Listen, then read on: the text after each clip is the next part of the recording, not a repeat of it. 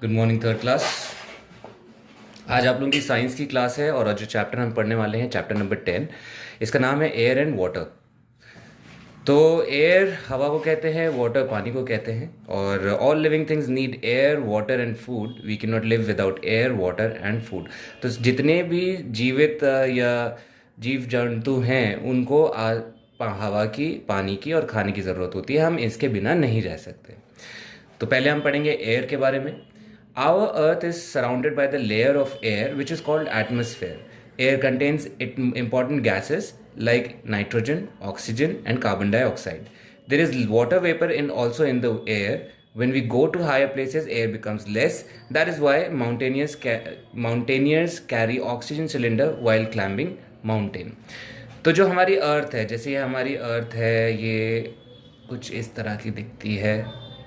ठीक है, यहाँ पानी है। ठीक है, ये ज़मीन है आपकी। तो हमारी जो अर्थ है उसके चारों ओर एक लेयर है। इस लेयर के अंदर एयर बसी है, एयर है। और किसी प्लैनेट में एयर, ये इस तरह की लेयर नहीं है। तो इस लेयर के अंदर क्या है? गैसेस है, हवा है। ठीक है, इस हवा में हमारे पास नाइट्रोजन है, ऑक्सीजन है और कार्बन डाइऑक्साइड है। ऑक्सीजन हमें चाहिए होता है सांस लेने के लिए, उसी तरह पेड़ों को भी कार्बन डाइऑक्साइड की ज़रूरत होती है अपना खाना बनाने के लिए। तो पेड़ किससे सांस लेते हैं? कार्बन डाइऑक्साइड से। और हम किससे सांस लेते हैं? ऑक्सीजन से। और इसमें नाइट्रोजन भी होती है। ये जो लेयर है हवाओं की, तो जो हवा होती है उसमें वाटर वेपर्स भी होते हैं। वाटर वेपर क्या कहते हैं? पानी की बूंदें, जब भाप होती है उसको वेपर कहते हैं। तो ये हमारी एयर में मिलती है। जैसे कि अगर आप कभी पहाड़ी इलाके में जाओ और गाड़ी के शीशे से हाथ बाहर निकालो तो आप देखोगे कि आपके हाथ में पानी पानी लगने लगता है ना? तो वो वाटर पे वेपर्स हैं जो हमारी हवा में पाए जाते हैं। When we go to higher places, जब हम ऊपर जाते हैं, चढ़ाई करते हैं, जब ऊंचे पहाड़ों पे चढ़ते हैं तो हवा जो होती है वो कम हो जाती है। ठीक है, तो जो ये लेयर है, अगर आप इसके ऊपर तक पहुंच जाओगे तो आपकी हवा है वो धीरे धीरे कम होने लगेगी। नीचे ज़्यादा होती है, ऊपर हवा कम होती है, जिसकी वजह से जो माउंटेन क्लाइंबर्स हैं उनको हम माउंटेनियर्स कहते हैं। जो पहाड़ को चढ़ते हैं ना, उनको माउंटेनियर्स कहते हैं। उन्हें ऑक्सीजन सिलेंडर लेके चढ़ना पड़ता है, क्योंकि ऊपर हवा नहीं होती, इसलिए उन्हें हवा के लिए ऑक्सीजन सिलेंडर की ज़रूरत पड़ती है। ठीक है, क्लाइंब करने के लिए, चढ़ने के लिए। We breathe oxygen and give out carbon dioxide. जैसे कि मैंने आपको बताया कि हम लोग ऑक्सीजन सांस के लिए लेते हैं, अंदर सांस लेते हैं तो ऑक्सीजन लेते हैं, और जब हम सांस छोड़ते हैं तो हम कार्बन डाइऑक्साइड छोड़ते हैं। कार्बन डाइऑक्साइड, कार्बन डाइऑक्साइड हमारी बॉडी के अंदर बनता है। ठीक है, जब हम ऑक्सीजन लेते हैं तो उसको O2 कहते हैं। हमारी नाक के अंदर O2 जाता है, और फिर जब हमारी बॉडी में ये खाना जो हम खाते हैं उसको प्रोसेस करने के लिए ये ऑक्सीजन यूज़ होती है, और फिर वो काम होने के बाद कार्बन डाइऑक्साइड बन के हमारी बॉडी से बाहर निकल जाता है। ठीक है, तो हम सांस छोड़ते हैं तो CO2 छोड़ते हैं और कार्बन डाइऑक्साइड छोड़ते हैं, और जब हम सांस लेते हैं तो हम ऑक्सीजन लेते हैं अंदर। उसी तरह प्लांट्स जो है वो ये कार्बन डाइऑक्साइड जो हम छोड़ते हैं वो प्लांट्स लेते हैं सांस लेने के लिए। और जो हम ऑक्सीजन जो जैसे कार्बन डाइऑक्साइड प्लांट्स सांस लेने के लिए अंदर लेता है तो ऑक्सीजन छोड़ता है। तो जो पेड़ पौधे होते हैं, जहाँ पे आपने देखा होगा वहाँ पे हवा आपको सांस लेने में ज़्यादा अच्छा लगता होगा, खुली हवा आती होगी। जहाँ जंगल होगा वहाँ पे आपको ठंडी और बहुत साफ़ सी हवा मिलती है। तो वो हवा क्या होती है? ऑक्सीजन होती है, जो कि प्लांट्स छोड़ते रहते हैं हमारे सांस लेने के लिए, और हम प्लांट्स के लिए कार्बन डाइऑक्साइड छोड़ते रहते हैं उनके सांस लेने के लिए। Air helps to burn things. अगर हवा होगी तो आग जलेगी, अगर हवा नहीं होगी तो आग नहीं जलेगी। इसके लिए एक्सपेरिमेंट दिया है। आप एक मोमबत्ती जलाओ, ठीक है, एक मोमबत्ती जलाओ और उसके बाद देखो जो मोमबत्ती है जलेगी आराम से। लेकिन अगर आप उसको आप किसी ग्लास से ढक दोगे तो आप देखोगे मोमबत्ती बुझ जाएगी। क्यों बुझ जाएगी? क्योंकि हवा नहीं है, हवा के बिना आग नहीं जलती। We fill the tires of cycles, cars, buses and trucks with air. Air-filled tires can carry the weight of a bus load of people. तो हम जो कार के जो टायर होते हैं, आपने कभी नोटिस किया है कि अगर गाड़ी के पहिए में हवा ना हो तो आप गाड़ी नहीं चला सकते। तो एक हवा कितना वेट उठा लेती है? जो गाड़ी है वो खुद कितनी भारी होती है, वो बाहर गाड़ी का उठाती है हवा, जो टायरों के अंदर होती है। और जो गाड़ी के अंदर लोग बैठे हैं उनका भी वेट हवा से उठ जाता है। ठीक है, तो हवा में मास होता है।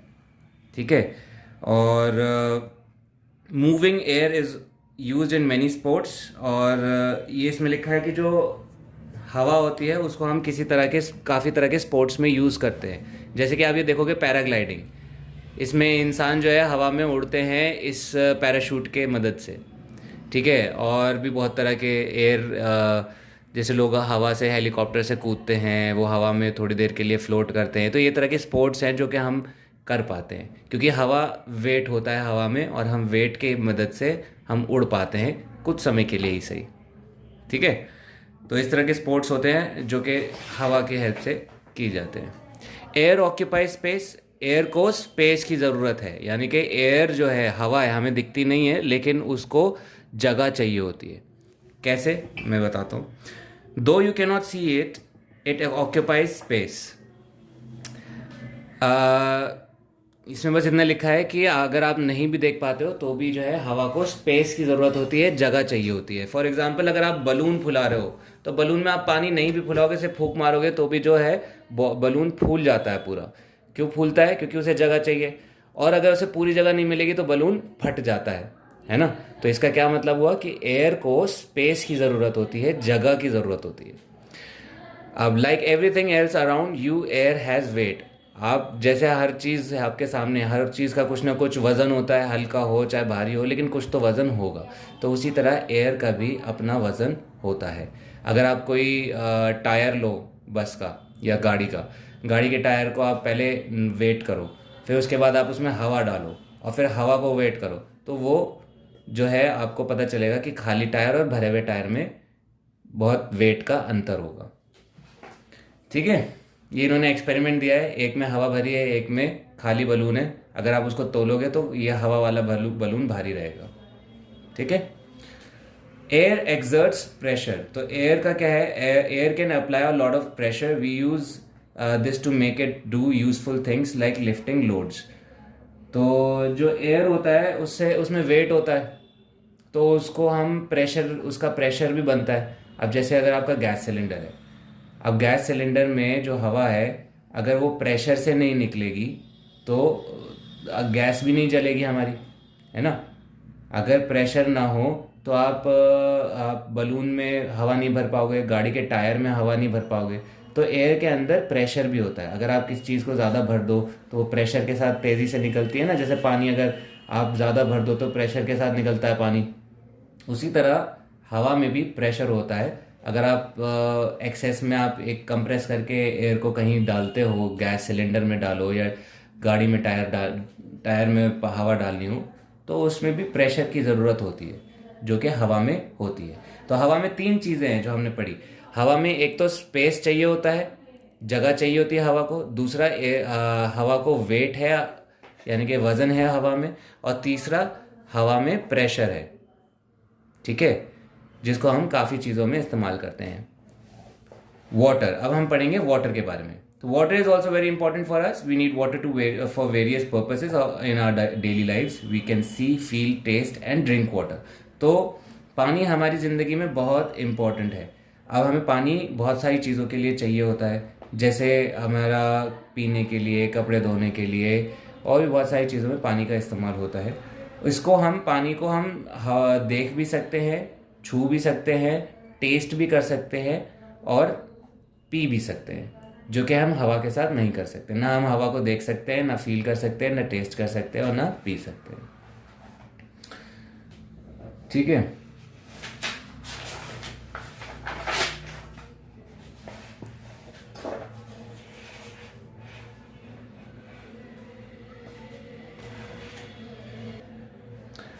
अब यहाँ पे देखो, एक छोटा सा एक्सपेरिमेंट है आप लोगों के लिए, अगर आप चाहो तो कर सकते हो। बहुत सिंपल सा है। एक पानी में आप नमक डालो, ठीक है, खूब सारा नमक, नहीं तो आप शुगर डालो।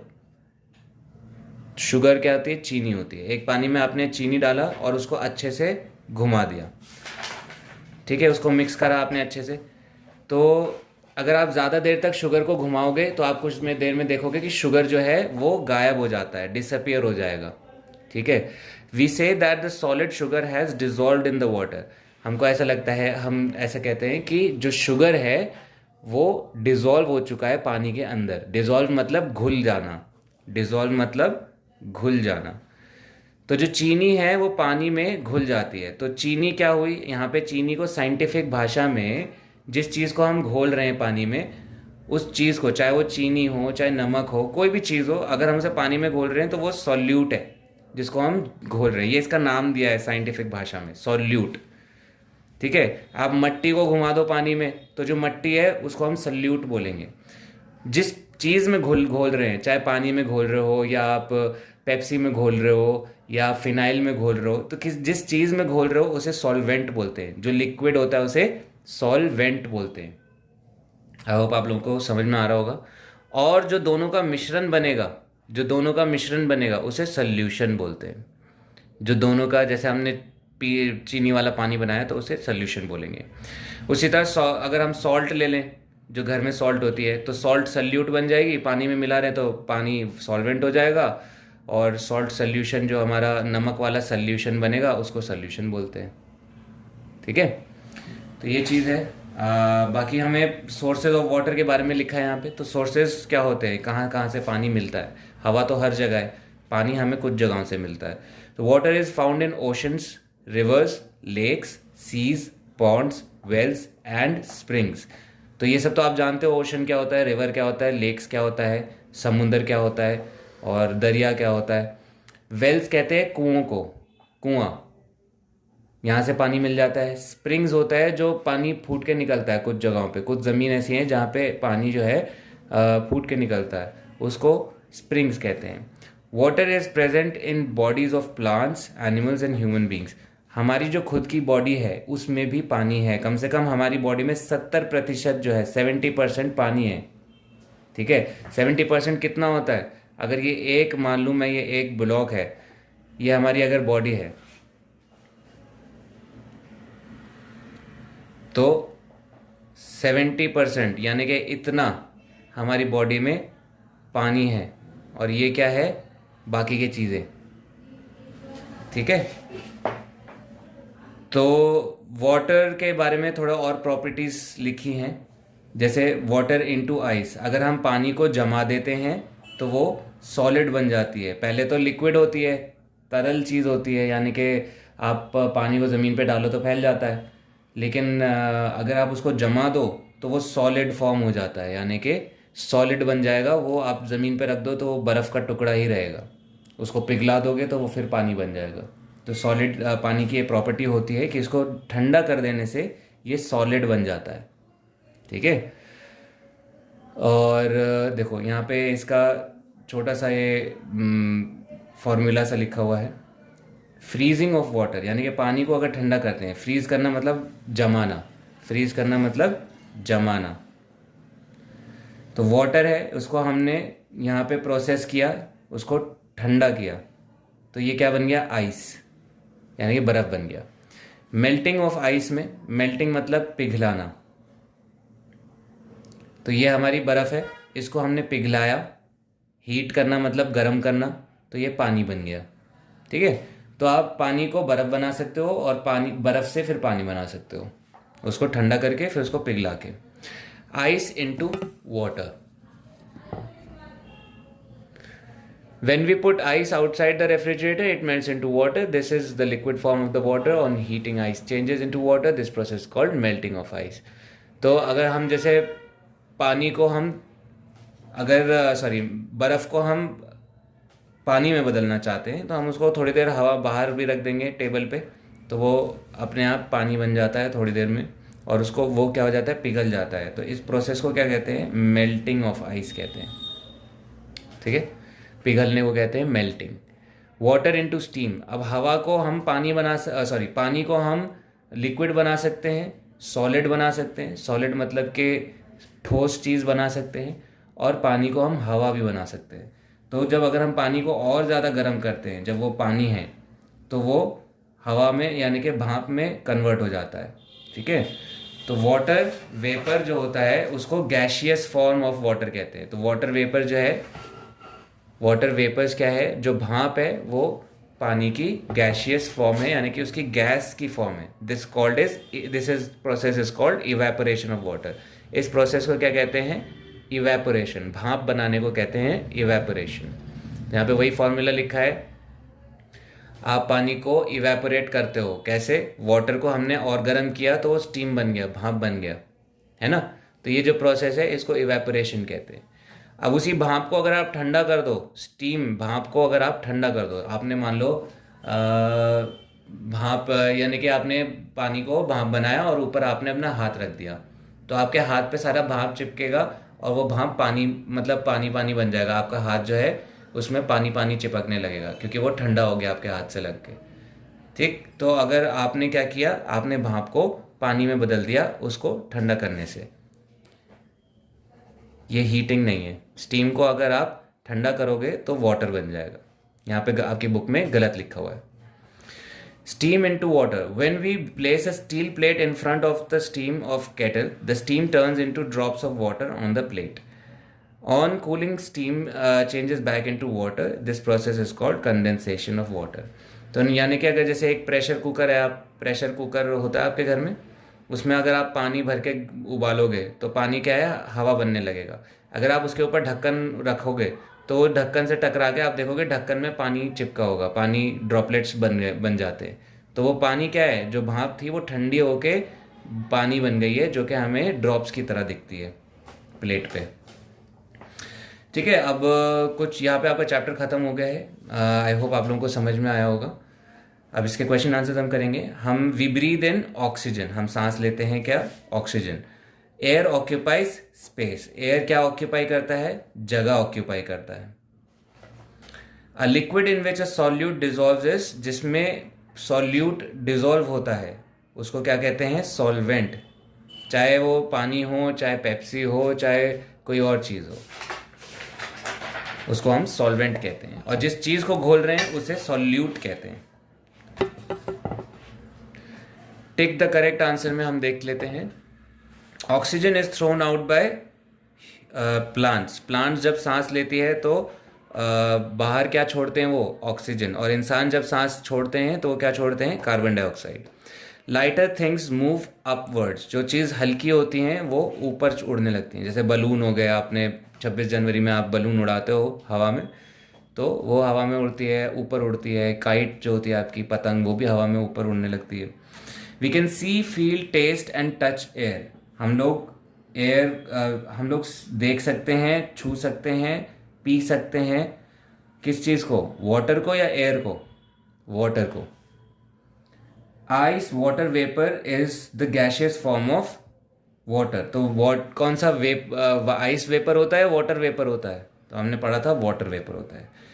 अब ये आपका चैप्टर खत्म हो गया, यहाँ पे क्वेश्चन आंसर्स हो गए हैं। जो चैप्टर क्वेश्चन नंबर सी है, इसके आपको एक फ़ोटोग्राफ हम लोग इसके क्वेश्चन आंसर्स की हम फ़ोटो खींच के आपको कॉपीज़ आपके व्हाट्सएप पे भेजेंगे, उसको आपको अपनी कॉपीज़ में करना है। इसके अलावा कोई डाउट हो, नहीं समझ में आया हो, तो वीडियो को दोबारा देखिए, और नहीं समझ में आता है तब भी तो आप मुझे कॉल करके अपने डाउट्स क्लियर कर सकते हैं। Thank you.